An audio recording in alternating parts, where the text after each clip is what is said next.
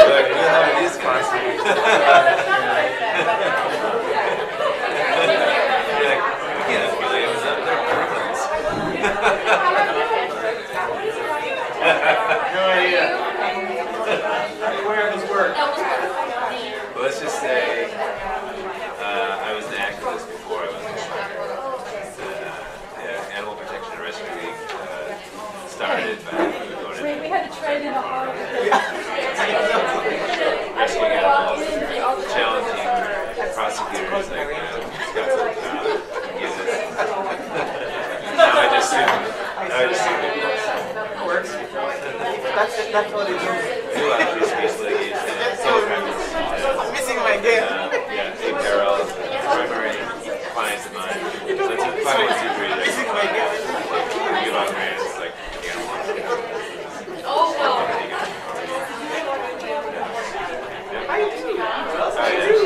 Yeah, I go to 1021.5 Oh, it's a fee shifting statute. Yeah. Oh, you went to both? Yeah. Whenever I bring cases for free speech rights or vindicated, we also have a right to free speech. So, shocking No, I knew the chance of coffee they even accept.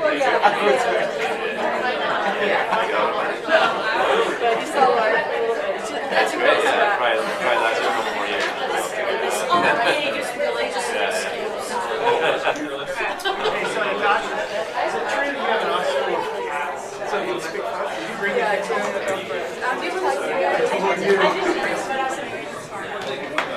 Are you? Raj is giving you a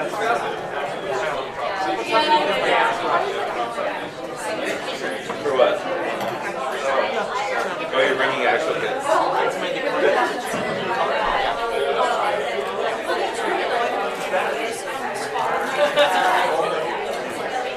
Oh my God.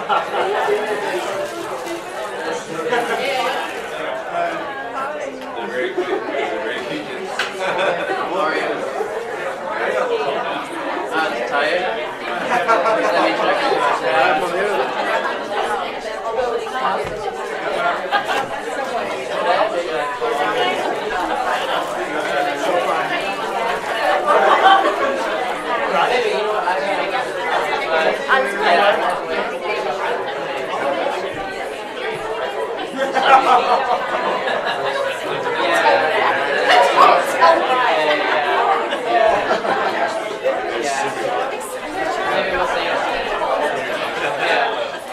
Yeah, you usually have the opportunity to examine the rescue.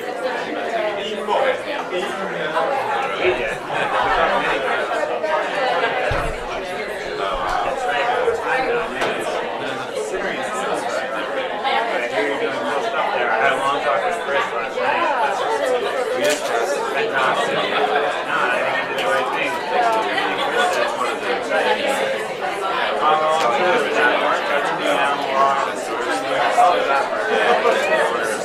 That's one of the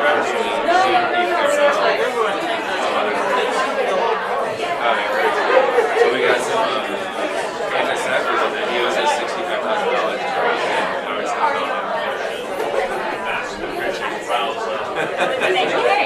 The reason I asked him is if you I'm looking forward to it. Yeah, and I'll ask it again. So. right. But the LDF, well, the irony is, so she signed an affidavit on behalf of the LDF, so there's lots of process here. Yeah. Completely just, we don't know Marine law. they work on the prosecutors. Marine law. Yeah. You guys want to? Well, as soon as I introduce you, I'm just going to go. So if everyone can just find a seat, I think we'll just go ahead and get started.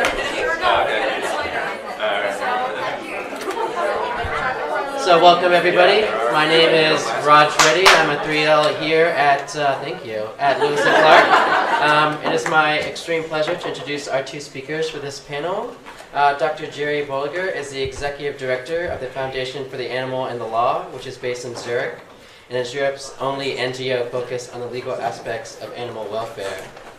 In addition to completing his doctoral thesis on animal welfare law, he is also the very first international student graduate of Lewis and Clark's LLM program in animal law, as well as its first animal law visiting international scholar. So I guess he got the first two things there. That's really nice. He is currently a professor of animal welfare law at Zurich Law School and a prolific editor and author, having published a dozen books and numerous studies and articles on Swiss and international animal law. Dr. Kristen Stilt, our second speaker, is professor of law at Harvard Law School. Her primary interest is comparative law, including comparative animal law. She directs a very new animal law program at Harvard, this in addition to directing the Islamic Legal Studies program. Her publications include Islamic Law in Action and Contextualizing Constitutional Islam. Much of her recent work focuses on development of animal rights movement in Egypt and the broader Muslim world. Please join me in welcoming our two speakers.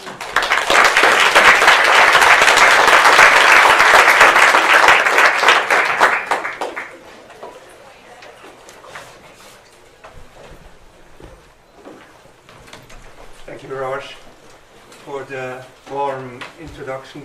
Thanks to the organizers of this, as every wonderful conference, for having me.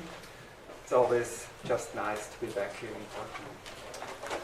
I want to talk about animals in the constitutions of the world, and let's say in the next 30 minutes you can expect the following. I want to give you a short introduction, a general introduction in what's a constitution. Then we want to see how many constitutions of the world really reference animals.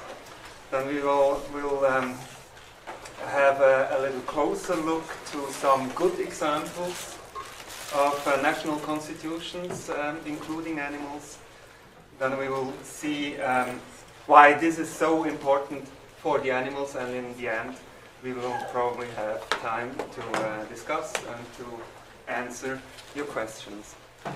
So let's start with a really short introduction for the question, what's a constitution in general? There are so many different types of constitutions. There are written ones and unwritten ones, short ones like the US Constitution, which to my knowledge is the shortest of all the constitutions, to very, very long ones like the Indian Constitution, which includes far more than 400 provisions. There are codified constitution and uncodified, but all these constitutions have some common features. And one of these common features is that the constitution is always the supreme law of a country, which governs how a country should work. So it's the principal governing document of a country. It explains where a country comes from, where it stands, and where it should go. So it includes also a kind of a vision of a country and also of the values for which a country stands for. So it reflects a nation's identity and the highest values. Let's say a constitution is always kind of the top of the top, so the top of a country's legal hierarchy, and everything which is below has a harder stand in conflicting with the constitution. It's hard, or sometimes very hard, to change the constitution, and laws that are included in a constitution have typically special force and authority.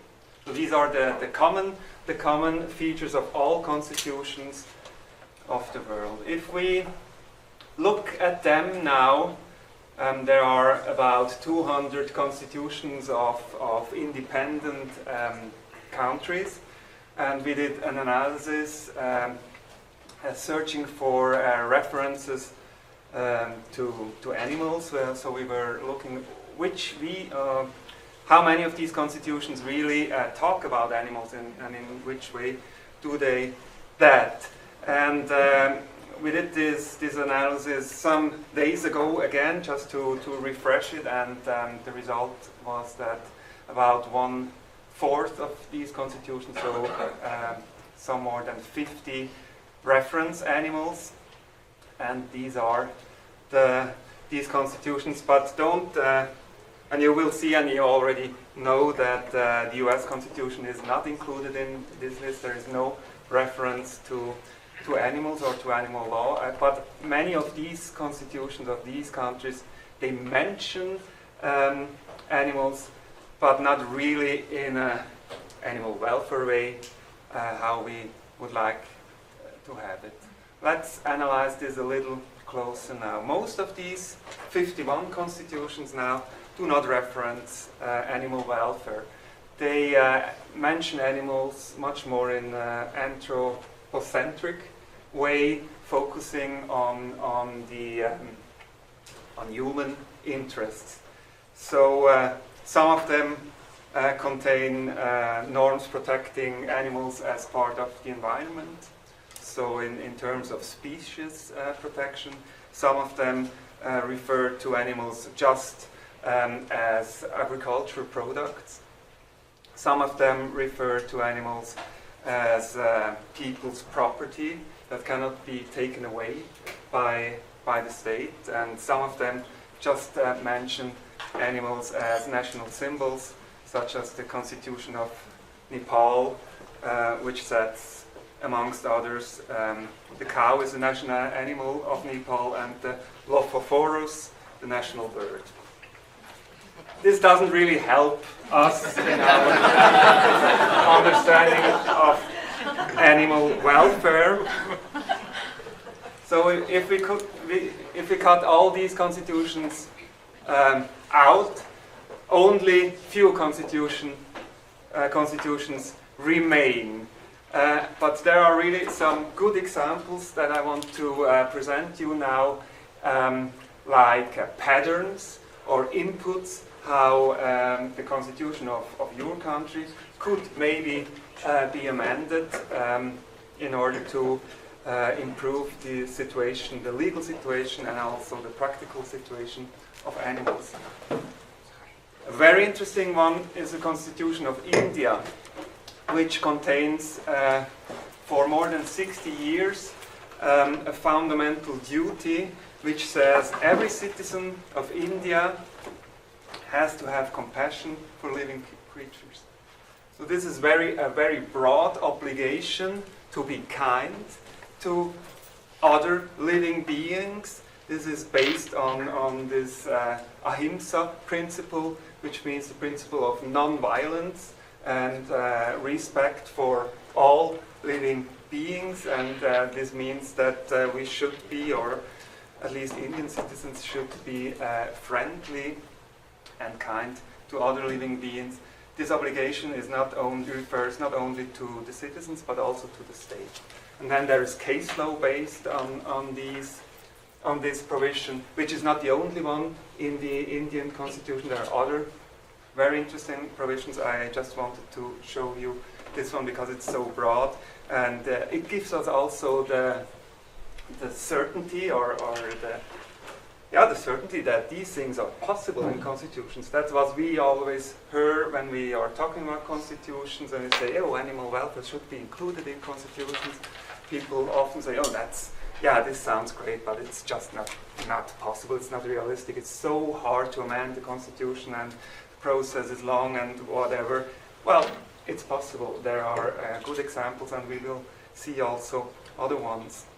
Another example, and we already heard or learned about this one at noon, is the European Union. It's not a country, it's much more an international organization with 28 member states, but it refers to almost all European countries.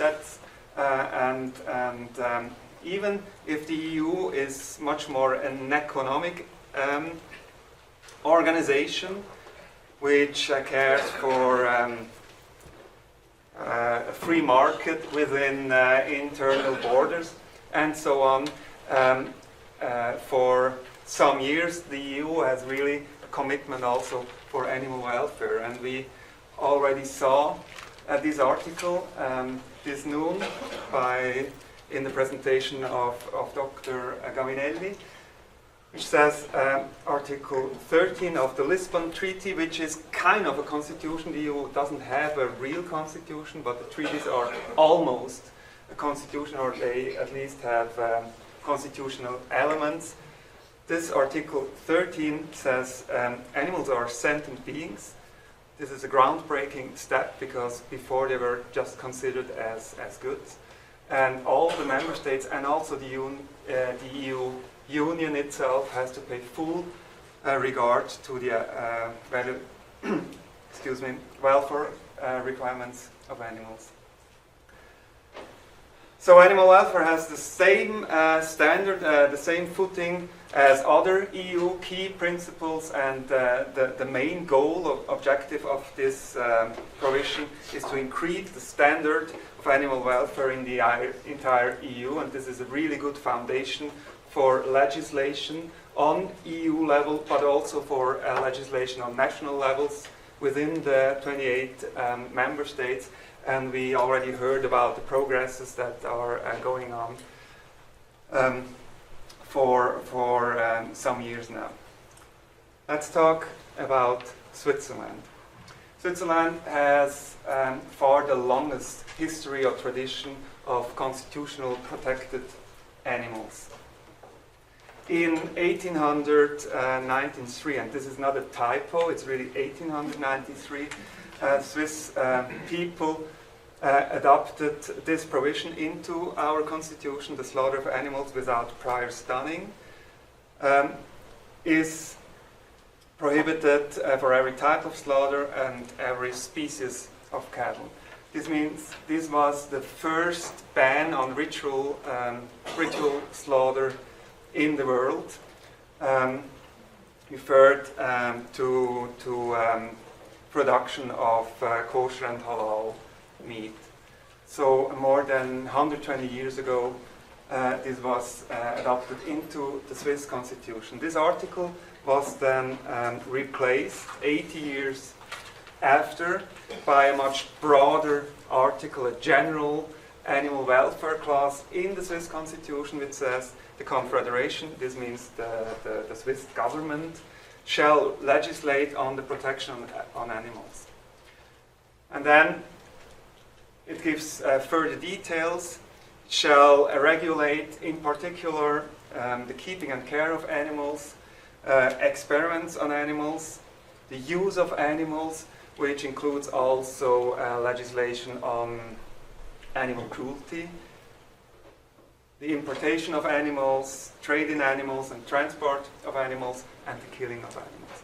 So this makes it very broad, and on this foundation then, and we will see this a little later, the Swiss legislature enacted quite progressive Animal Welfare Act for whole Switzerland. And then the article was revised in the year 2000 in the frame of a total revision of the Swiss constitution, but it remained, the article remained more or less the same. So now it's Article 80 of the Swiss constitution.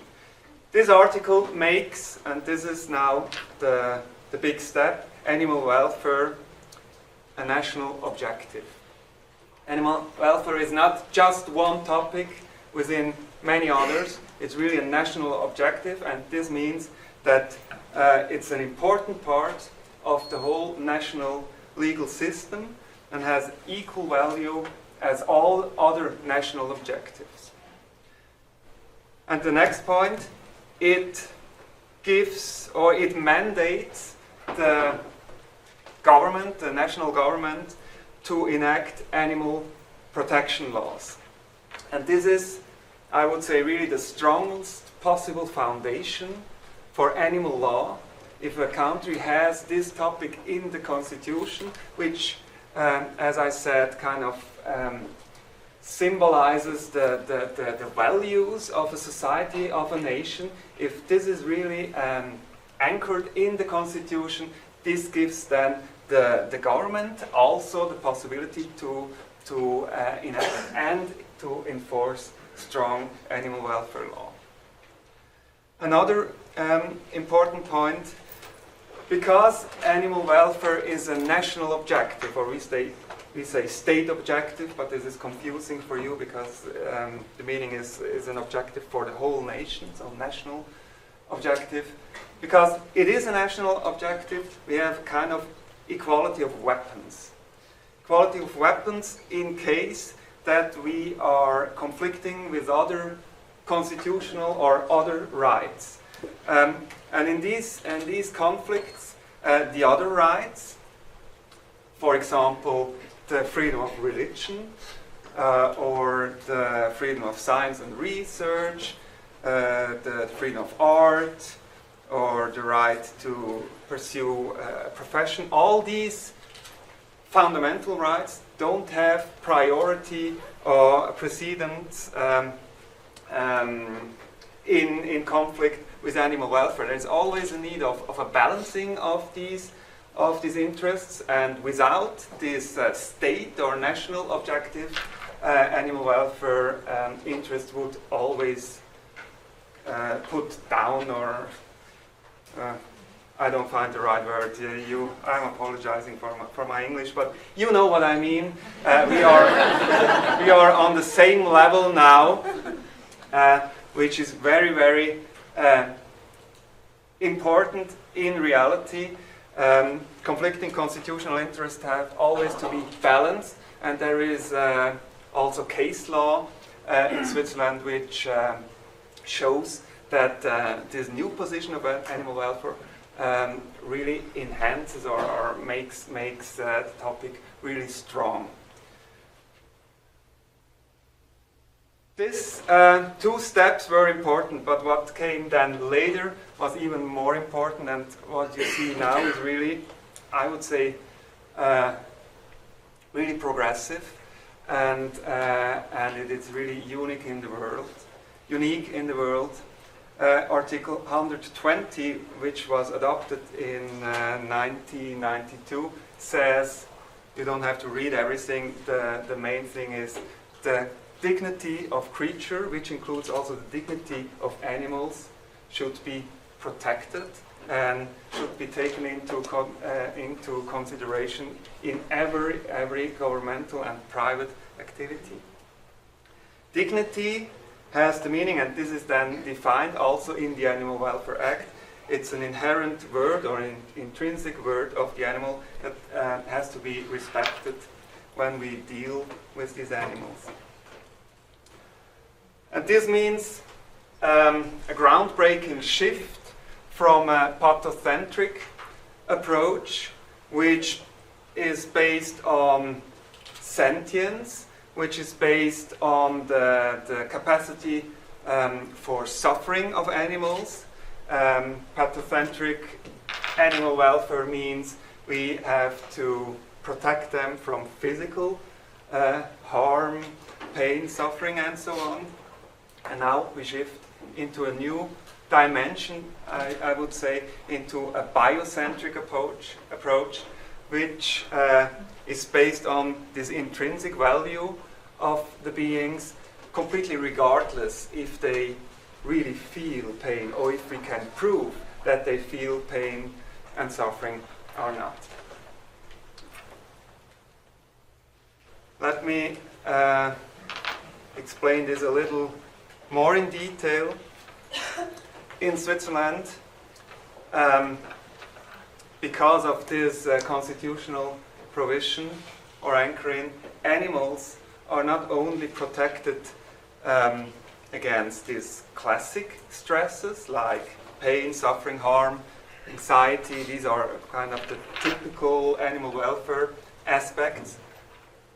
They are also protected from, let's say, ethical stresses like humiliation, like excessive instrumentalization, or like substantial interferences with the animal's appearances or with the animal's abilities. All these stresses are not necessarily really bound to physical harm. All these animals here are maybe physically happy, but they are kind of stressed in another way, in an ethical way that we cannot really prove. But nevertheless, the Swiss legislator or Swiss constitutional maker means the Swiss people decided to make this step.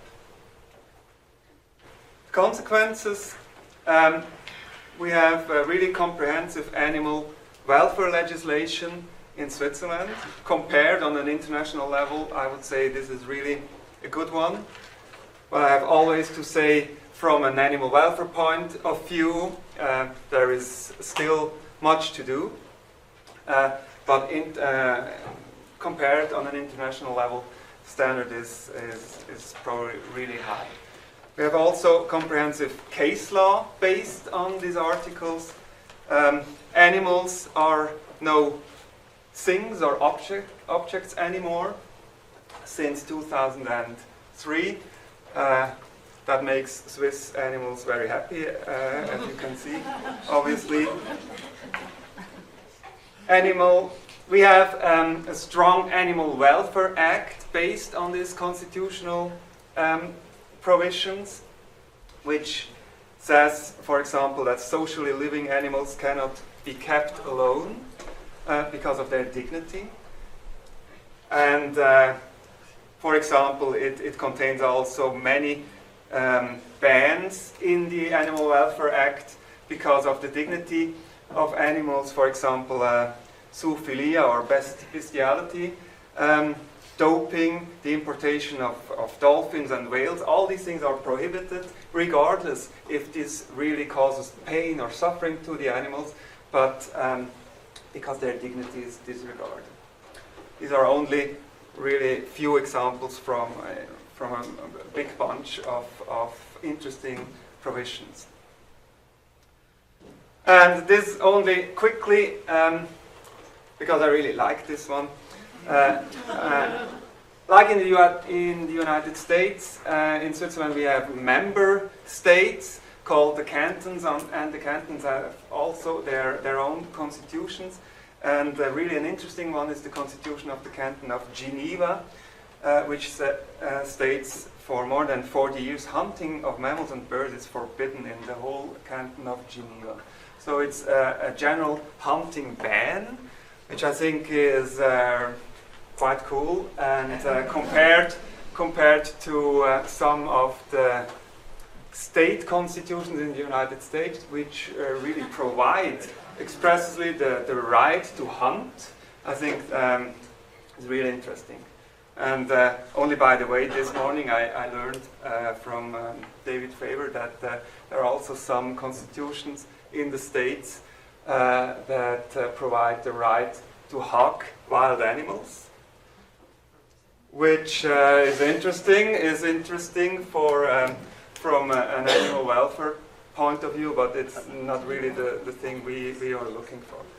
Isn't this right? So I heard it this morning. Maybe it's only rumors, but the right to hug wild animals. Hug. Like hug.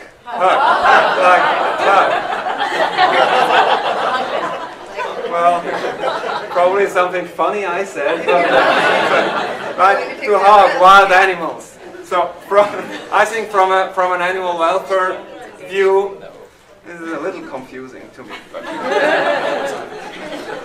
let me come to a comparison, an international comparison, only shortly.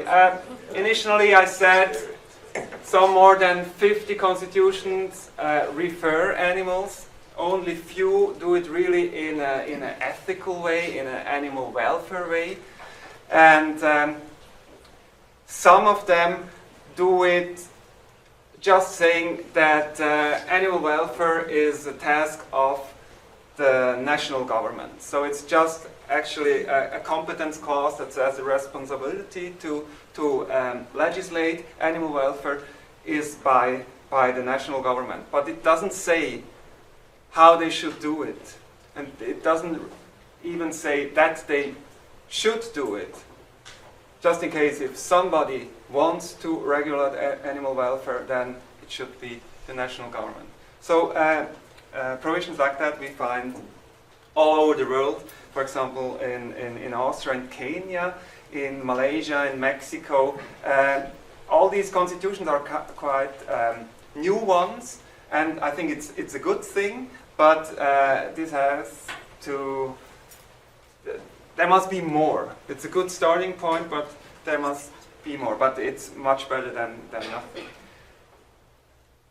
Provisions which say that animal welfare is really a national objective and we have to do something, or provisions which say at least animal cruelty has to be regulated, we find only in few countries in the world. We saw India, we talked about Switzerland. There is a new provision since 2002 in Germany. We have one in Slovenia. We have one in Luxembourg. We have an interesting regulation in Brazil. And we have most recently Egypt, and Professor Stilt will explain us the details of this provision. And that's it. Only seven nations, to my knowledge, really care on the highest legal level for animals. And then there is the European Union in addition. So there is much potential, and I really want to encourage other countries to think about this step, even if it's hard to achieve this goal, because I think the practical consequences are really, really interesting and positive for the animals. I want to summarize everything in kind of a take-home message, and now it starts at the bottom, because we were talking about this foundation. So an animal welfare clause as a state objective gives animal welfare really a solid, or the most solid possible foundation for strong animal welfare legislation, also for the enforcement. And it's clear, also these clauses have to be enforced. This problem we have everywhere in the law. The best laws aren't worth anything if they are not enforced. But this gives you the possibility to build structures for a strong enforcement of animal law, and of course mostly in countries of common law, gives us also foundation for strong case law for animals.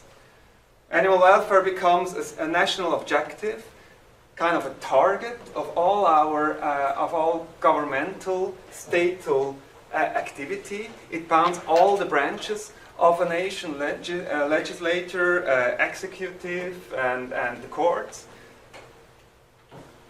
And it's binding for all of them. They have to do something, they have to care for animals, they have to enact strong provisions for animals. Gives us this equality of weapons in conflict with other fundamental rights. And last but not at least, it has also strong symbolic significance, I think. Let's remember, a constitution represents the fundamental values of a nation. And if we include animal welfare to the list of our values of a nation, this has also a strong symbolic importance, and encourages people really then to live this also.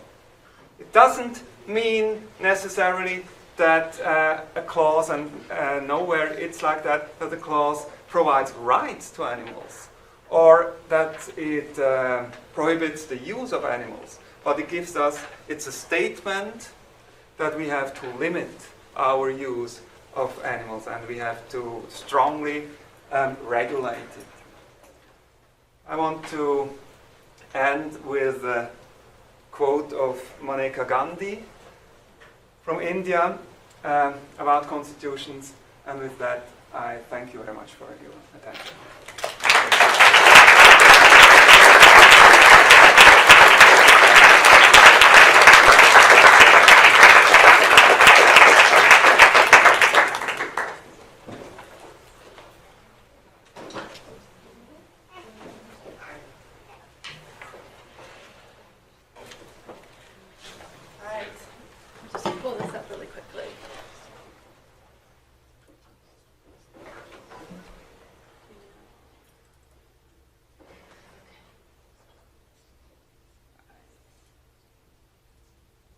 All right, great. So thank you so much to everyone here at Lewis and Clark for inviting me and giving me the chance to talk about this really fascinating and exciting new topic that is just starting to get really good attention. And thanks so much, Jerry, for getting us started with that such comprehensive overview. So as we've just heard, despite growing attention to animal welfare worldwide, very few countries provide explicit protection for animals in their constitutions.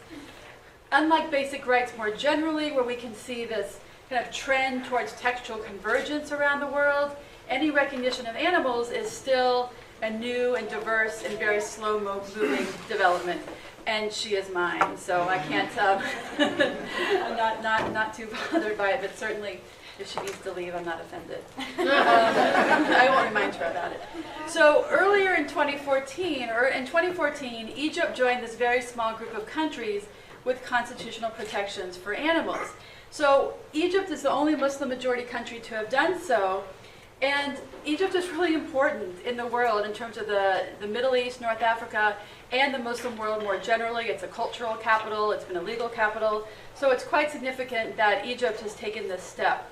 So the opportunity for a new constitution, which is the context for the new constitutional provision, came as a result of the 2011 revolution that overthrew the authoritarian president, Hosni Mubarak.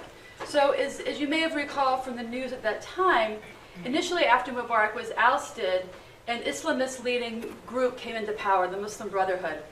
And they gained political dominance quite quickly, and they controlled the new constitutional process that resulted in a 2012 constitution.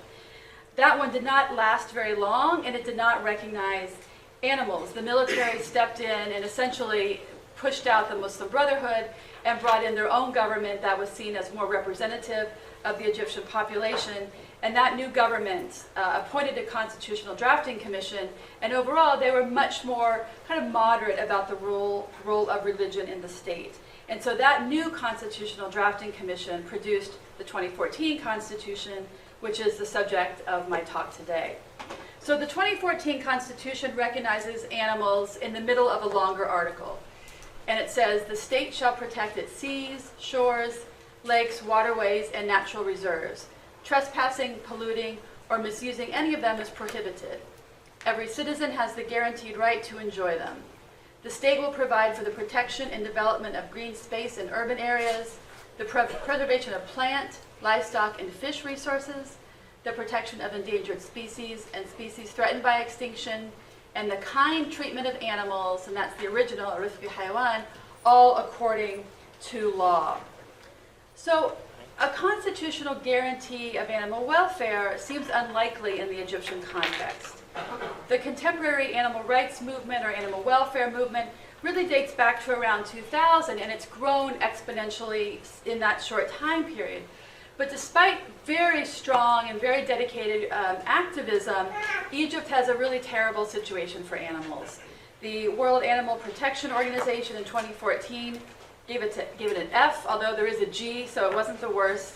But the list of violations is quite long, and I'll just give you a quick summary of it so you can really comprehend why it's quite interesting and perhaps perplexing that we have this provision here. So wildlife is not adequately protected. And there are many reports of wealthy Egyptians or wealthy people from the Gulf coming to hunt endangered wildlife in the Sinai. Cairo is a well-known illicit transportation hub for wildlife, captured in sub-Saharan Africa and traveling to private zoos and collections in Europe and the Gulf. Captive-bred wildlife is a huge problem in zoos, private zoos, national zoos, circuses. There's one well-known animal welfare advocate who really just tracks what happens to lions in the Giza Zoo and in private zoos around the country. And in one of the moments after the revolution, before the military came back in and has really kind of clamped down on public protests, this was a protest in front of the Giza Zoo by activists protesting the terrible conditions there. So in addition, horses and donkeys are still modes of transportation for carts of everything ranging from trash to gas canisters, and often they're just beaten or worked to death. There's horses at the Giza pyramids that are treated quite badly.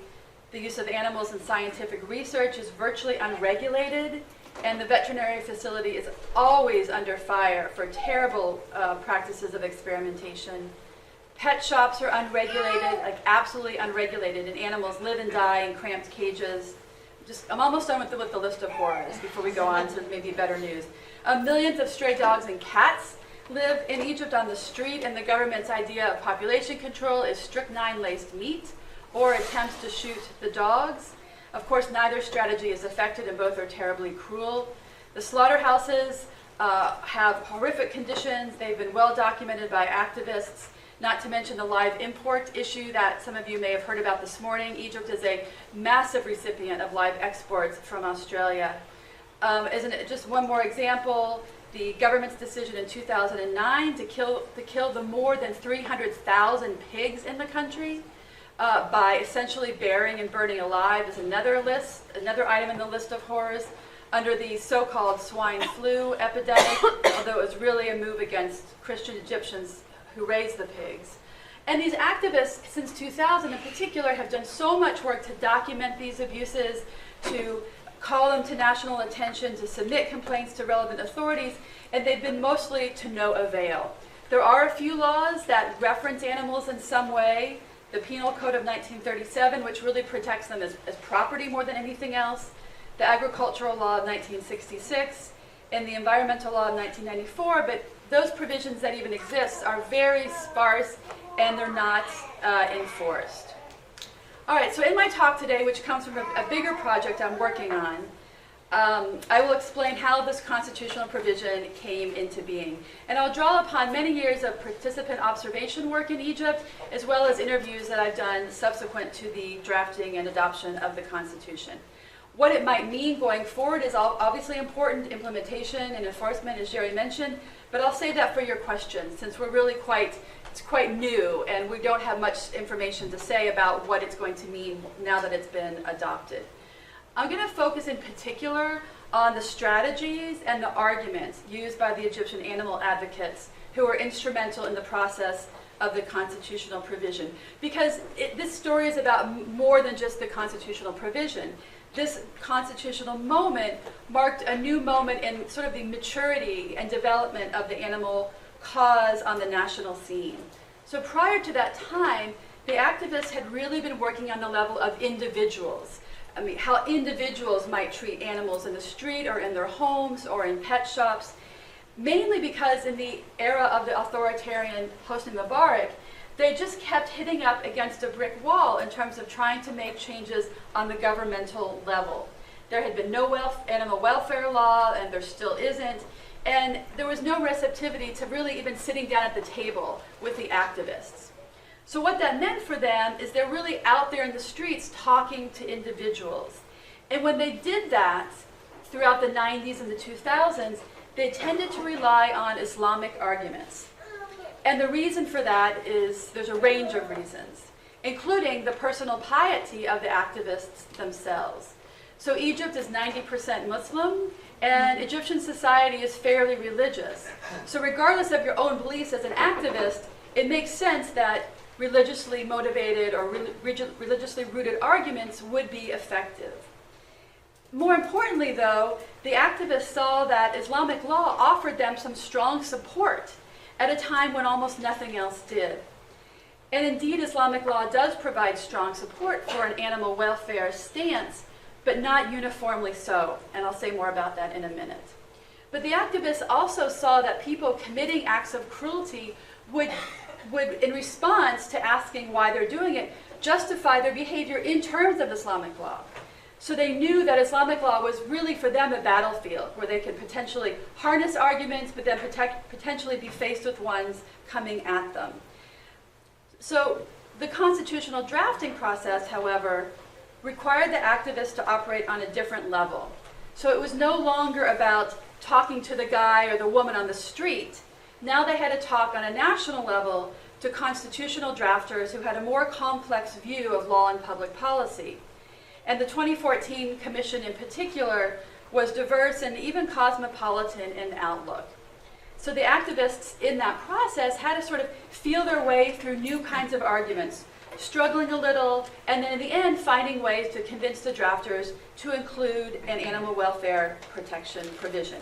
And so that's the story that I'm going to tell today in mainly 3 parts. So first, I want to very briefly introduce the landscape of animal protection in Egypt with a focus on the organizations. The second part turns briefly to Islamic law to give you a sense of the ways in which the activists have used it and the opportunities and challenges that it has created for them. And then finally, I'll turn to the constitutional process. So when I talk about the Egyptian animal welfare movement, often people in the US in particular are quite surprised to know that there's a very active movement and that it's quite indigenous in a certain way. So let me just say a few things. One of the oldest groups is the Brooke Hospital, which was indeed founded by a British woman, Dorothy Brooke, who was worried about the horses the British were leaving behind when they left after World War I. And it still receives funds from its home institution, Brooke UK, but it's essentially been nationalized. And you see their motto is not entirely animal-centric, right? Animal welfare and human development for the Arab region. But in the 2000s, groups started to emerge that were specifically focused on animals. And that includes the Society for the Protection of Animal Rights in Egypt, which was founded by a former journalist, Amina Abaza. I'll say more about her in a few minutes. And she started a shelter for dogs and cats. But eventually her priorities have changed, and she's doing a lot more kind of lobbying, kind of legislative work, more work on the national scale rather than hands-on dog and cat and donkey work. The Egyptian Society of Animal Friends came along in 2002. Amina came along in 2001. That's when she established. 2002, we saw the Egyptian Society of Animal Friends come in, started by a group of Egyptians and British, mainly with a dog and cat shelter. Now they are mostly Egyptian. The Brits have largely pulled out of the organization as well as the country. Post-revolution, a lot of foreigners left. And now they operate a mobile clinic for working equines, and so you have a slide of that there. And this group is run by an Egyptian lawyer. And then the next group to come along, and the one have worked most closely with in 2004, is the Egyptian Society for Mercy to Animals. It runs a large cat and dog shelter. Its chairperson, television journalist Mona Khalil, was quite involved, as I was, in some of the early investigations with the Australian live imports that caused a fair amount of controversy in Australia, although the live export industry does continue to operate in Egypt today. As well as there are many individual activists who work alone and not necessarily with a group. And like any social movement, they quarrel, they agree, they fight. Sometimes their fights are on the national scene. So they're not atypical in that regard. All right, so let me say something now about Islamic law and where it sits with regard to animals. So Islamic-based arguments had really been the leading driver of animal activism, as I mentioned, up until the constitutional process. So one of the activists, Amina Abaza, who I mentioned, had gotten a hold of a book from the 1950s on animal welfare and Islamic law, written by a high-profile Egyptian scholar, and she made photocopies of this booklet. And she kept a big stack in her car, and she would pass them out wherever she saw people doing bad things to animals, harming them, feeding their donkeys, trying to drown a dog in the canal, wherever it may be. And she felt like that was a good argument to use, but she realized that they couldn't really read it because it was written in a very kind of high scholarly language. It didn't really speak to the problems of the day. And so she, along with other activists, decided they wanted a short instructional booklet that would speak to the average person. And at that time, I was living in Cairo, and I wrote that little booklet. So we devised a booklet in Arabic that would speak to all the problems that they faced that had an Islamic law angle. And I want to say a few examples from that, just to show you the kind of things that we have at issue with regard to Islamic law. But first, very briefly, what is Islamic law in 2 minutes? It's based on two primary sets of sources. The Quran, which is believed to be the word of God as transmitted to Muhammad through the angel Gabriel from the years roughly 610 to 632 in Mecca, as well as the Hadith, which are the sayings and actions of the Prophet Muhammad. They were not collected until after his lifetime. So the Quran in its entirety is viewed as authentic. There's no question about that. And it's a book. It's self-contained. We all know what it says, and there aren't any disagreements about that. The Hadith, however, are voluminous, because if you can imagine, they're essentially trying to collect everything normative the Prophet said and did during his life. So many, many thousands of Hadith exist. Some appear to be conflicting. It's a very complex field of study to be able to assess which Hadith are considered more accurate than others, because they're not all considered to be the same level of accuracy on a kind of epistemological level. So within Islamic law, there's a strong pro-animal sentiment, but not uniformly so. So just a few examples. The Quran says very little about animals, and this is about as good as it gets. There is not an animal on earth, nor a being that flies on its wings, but forms part of communities like you. Doesn't give you a lot. The real action is in the Hadith. So let me just give you one or two of the positive Hadith. We were traveling with the Prophet, and he stepped off to the side to attend to his needs when we saw a small bird with her 2 babies, and we took them. The mother bird came over and began fluttering in the direction of the Prophet. So he said, "Who made her miserable by taking her 2 babies? Return them to her." There's a lot of Hadith that talk about this. The Prophet protecting or defending animals when humans appear to be cruel to them. Let me go on to dogs. Right? Dogs start to become a problem. So there's lots of positive Hadith, even positive ones about dogs. But let me just focus on the first one. If a dog drinks from a vessel of yours, then wash it 7 times. Right? The activists often hear people cite this Hadith as evidence that dogs are dirty, dangerous, and that treating them badly is justified. So, for example, in the booklet that I worked on, that I wrote, we tried to explain this away. We tried to say, no, it's not about purity, it's not about dirtiness, it's not about dangerous, it's about basic human hygiene. Right? If a dog drinks from your bowl, not at the dog's bowl, but your bowl, wash it well. And we also tried to say, and look, this also indicates that dogs were present at the time of the Prophet in the early years of Islam, and that it says something about the interaction between humans and dogs in a positive way, not a negative way. Right? If you want to talk about angels in the question and answer session, I'm happy to do that as well. But I'll leave that aside for a second.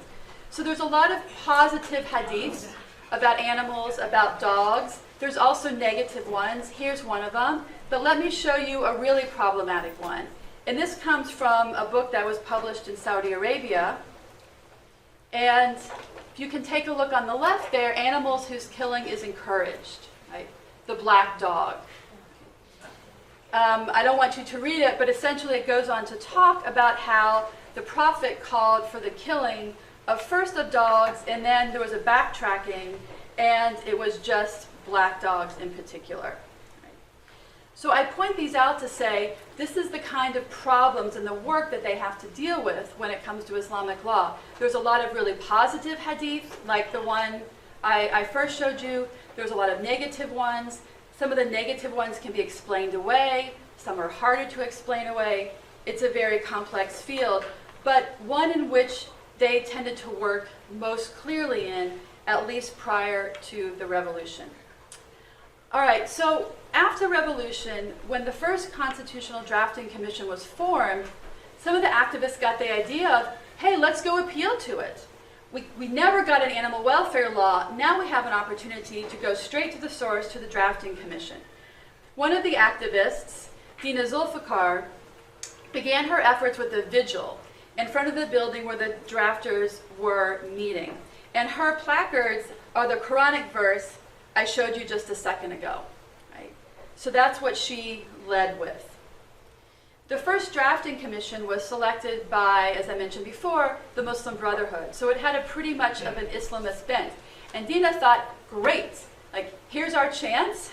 We're going to, get something in the Constitution because we're going to convince them that Islamic law requires it.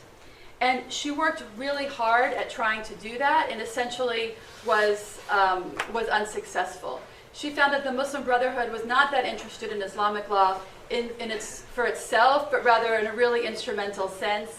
And initially they were interested in her, and then they quickly decided they didn't want to have anything to do with her. She also had another problem on her hands.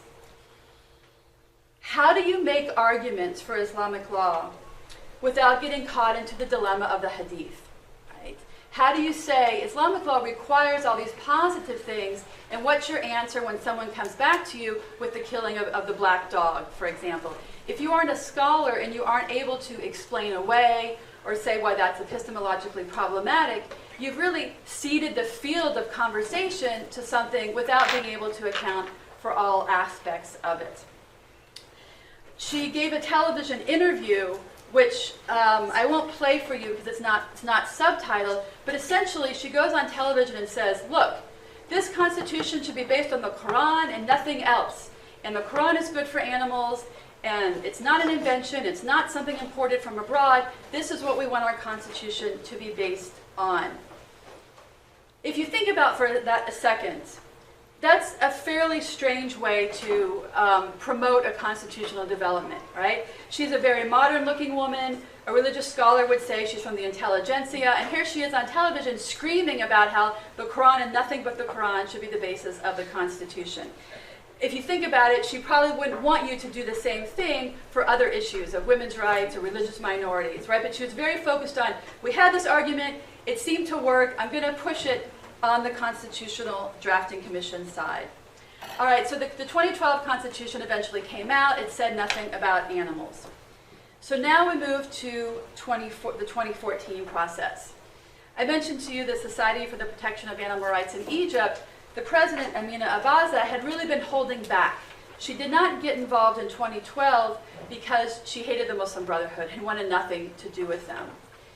When they were ousted, she came back to political life, but didn't initially think about a constitutional provision for animals. Her activities actually began with the issue of women's rights. So the women's groups in general were very eager to get their agenda back on the table after the ouster of the Muslim Brotherhood, in which they felt that they were under attack. And due to her political involvement with women's rights and Christian rights, she's a Muslim herself. She's actually married to a Christian, a very unusual thing in Egypt, and she feels strongly about Christians' rights. So due to her involvement with those issues, she was invited to come speak at a large conference by the National Organization of Women, or the Egyptian equivalent. She went to speak at that conference on women's rights, and at the time, she was very upset by sectarian murders that were taking place in Egypt, where Sunni Muslims, the majority, were taking revenge on the minority Shia Muslims in an atmosphere when there was not a lot of police or other kind of control of society. And she went to this talk on women's rights, and she found herself talking about animals. So here's what she said. We're an animal welfare organization.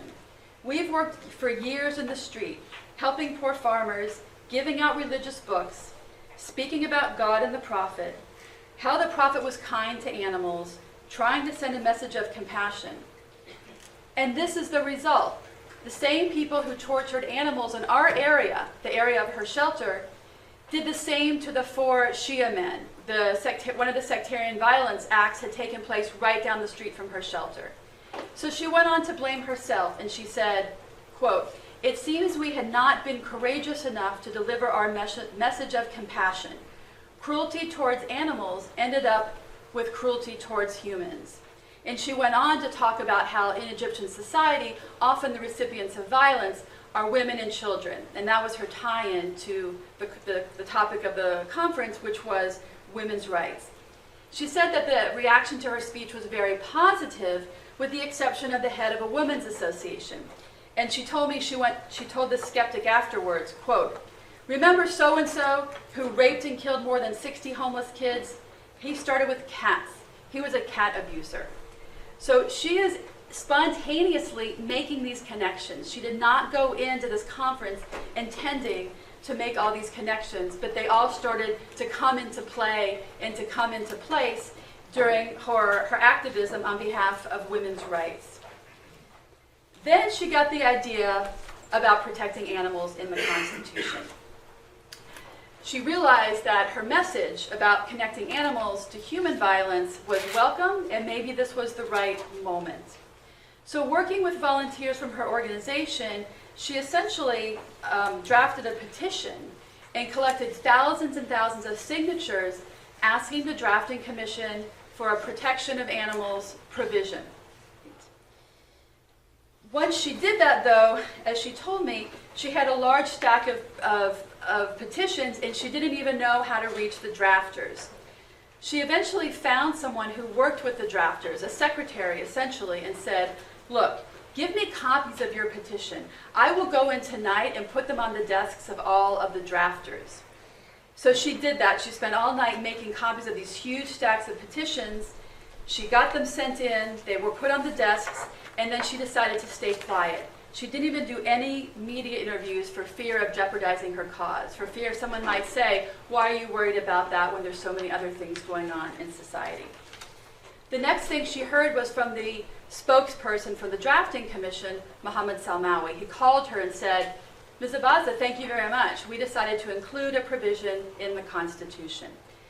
And of course, the provision that you know about, I've already read it, is right here. This little bit at the end about the kind treatment of animals, el rifq bihayawan. All right, so let me tell you how it got in from his perspective, and I interviewed him last fall. He was incredibly eager to talk about this, by the way. I was a little concerned that he would say, "Really, with all the things in the Constitution, this is the one thing you want to talk about?" He was absolutely thrilled. First, notice the Arabic phrase, el rifq bihayawan. That phrase was not coined by the drafters, but rather it has deep roots in Islamic legal texts. So the chairperson of the Egyptian Society for Mercy to Animals, Mona Khalil, when I asked her, "Why do you think this is the language they use?" she said, "It has a clear religious connotation, so no one can object to it." By using the language, she thought, the committee was insuring itself against attacks of adopting Western priorities or frivolous concerns. But that specifically, they use this phrase, kind treatment, and not rights, whereas humans get rights in the Constitution. So when I asked the spokesperson, "Why did you use this language?" he said some very, very interesting things. And this really brings the conversation back full circle to show how it's not just about Islam, it's not just about human violence, it's ultimately about all of these arguments operating together. So here's what the spokesperson told me.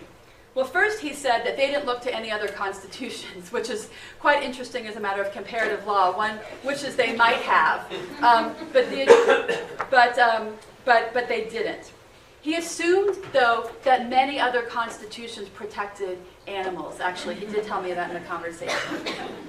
He thought that the phrase el rifq bihayawan had some vague religious connotation, but more so, he thought it was an Egyptian phrase, because some of the earliest organizations, even back in the British period, so I didn't include them because they aren't really Egyptian organizations, the first Society for the Society for the Prevention of Cruelty to Animals, or the first SPCA, in the Arabic formulation, it was el rifq bihayawan, Society for the Promotion of Kindness to Animals. So to him, this was a part of Egyptian tradition.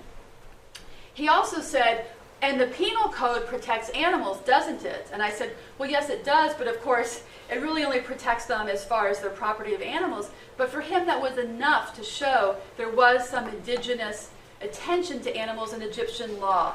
It made him feel that animal welfare was consistent with Egyptian legal history, if only in text and not in practice.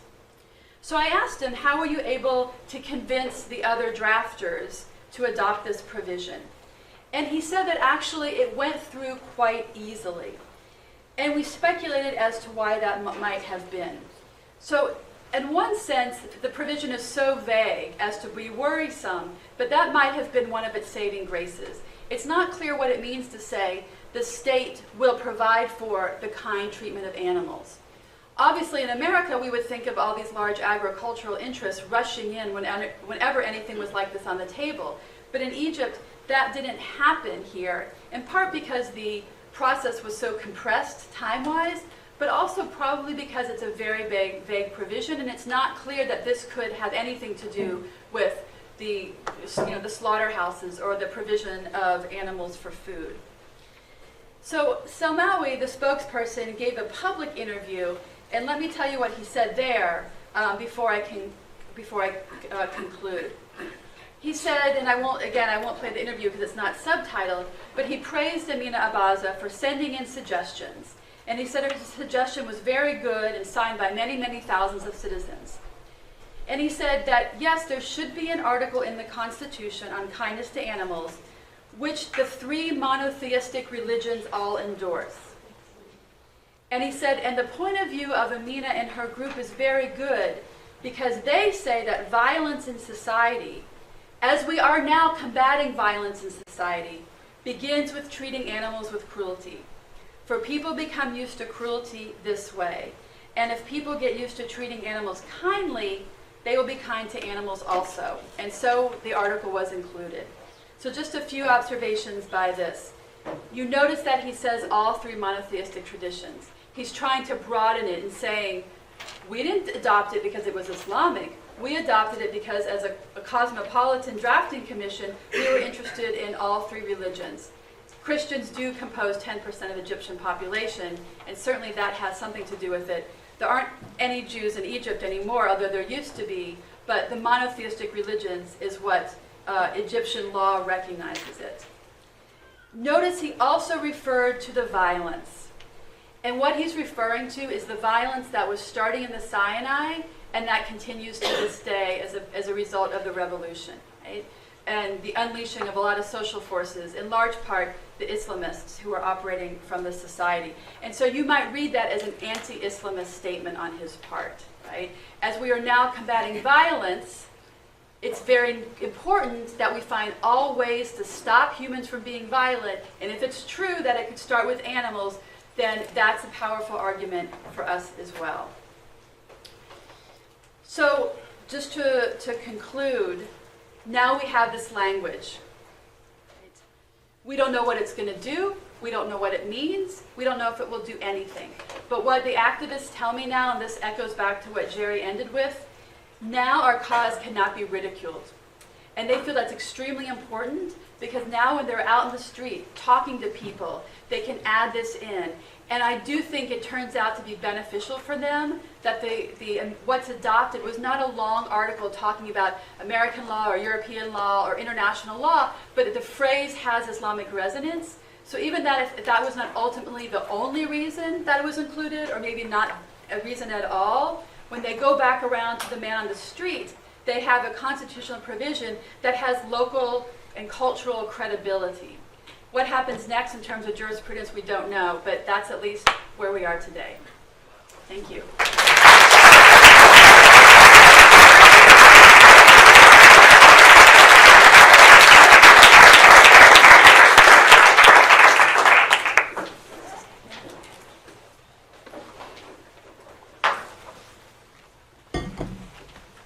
And so we have some time for Q&A. Yes. Thank you for your excellent presentations.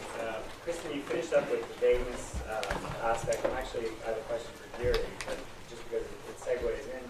And I realize when you're doing these lists, we you're doing a condensed version, but you realize that all of those constitutions are not the same. And I wanted to talk about the vagueness, particularly in the context of the constitution I'm familiar with, which is the German constitution. And it strikes me that it's not quite as clear as a national objective as, say, the Swiss constitution. And I guess I'm just curious about how what have you experienced or what have you seen in some of those, the utility of those constitutions that use sort of vaguer language in terms of advancing animal issues? Well, regarding the German constitution, In particular. there it's quite clear. So they stated animal welfare as a national objective. Consequences there are not so much on a legislative level like in Switzerland, much more on case law. There are interesting cases, court decisions based on this new state. I always say state objective, but national objective. That's clear for you. But these things always need time. So I know the wording is vague, but the intent of the German legislation was crystal clear, and now I know in Germany people have to be patient until we have really then changed in the legislation. But there is some. Maybe 2 years ago was an interesting court decision prohibiting to a tattoo studio to tattoo a pony with the Rolling Stones tongue. So the tattoo studio, the owner of the tattoo studio was a big musician or music fan, and he said that also this pony was really enjoying this music, and that's why he wanted to tattoo this Rolling Stone. It's not a joke. This Rolling Stones tongue on the pony with anesthesia, so this wouldn't really harm the pony. And the court said these things are not possible anymore because animal welfare, even if there is no pain involved or we don't know it exactly, animal welfare as a national objective is completely against practices like that. So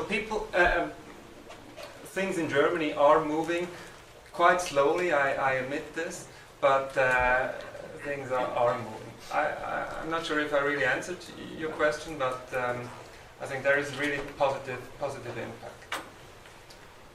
Yes. So this is a question for Kristen. It's not explicitly constitutional, but while I was listening to your very interesting presentation and these NGOs that are in Egypt, I'm wondering how they survive. I mean, who donates to them? What's their funding source? Well, it's a really interesting question, and actually I think maybe there is a constitutional angle to it. Initially, so when they were very small and just starting, they have very little in terms of expenses. There were international donors that came in and got a number of them started, and then they left. I mean, they weren't around anymore. And so now the one I'm involved with, the Egyptian Society for Mercy to Animals, they more than half their annual budget comes from local donations within Egypt. The other half comes from individuals outside of Egypt, many of whom are Egyptian expats, or Americans or Brits, or just other people who are interested. So I think there has been a domesticization of the movement. Right? If you could say that initially there were some foreign brats and they got things jump started, and now if you follow these people on Facebook, there's a proliferation. Like, I can't even keep up with the number of groups that are starting. So now there's rescue groups that essentially, there'll be a posting, donkey down on this bridge, dog shot, dog wounded, who can go? And you see people following up on the Facebook page, like, I can go, I can pick up the dog, where are you going? I mean, this is not, and yes, as a percentage of the population, it's quite small, but this is not an obscure, foreign-led operation. It is really, domesticated. And there's a wonderful interview after the revolution that, I mean, this is such a rich area, I couldn't tell you everything, where there's one of the young advocates is based